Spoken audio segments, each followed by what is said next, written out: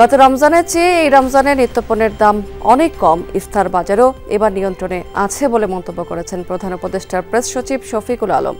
দুপুরে বনানীতে গ্র্যান্ড ইফতার বাজারের উদ্বোধনকালে এই মন্তব্য করেছেন তিনি এ সময় বলেছেন, বাজার পরিস্থিতি সাধারণ মানুষের নাগালে রাখতে অন্তর্বর্তী সরকার সর্বোচ্চ চেষ্টা করে যাচ্ছে।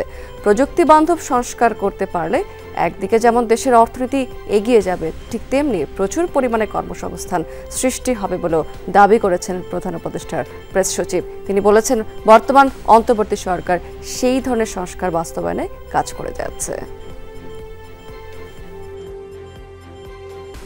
ইন্টারিম গভর্নমেন্টের প্রথম থেকে প্রাণান্তকর চেষ্টা ছিল যে প্রাইসটাকে স্ট্যাবল রাখা। গত বছরের তুলনায় প্রাইস সহনীয় আছে এবং এই পুরো আমাদের এই যে সহনীয় রাখার যে চেষ্টাটা পুরো রোজার মাস জুড়ে অব্যাহত থাকবে।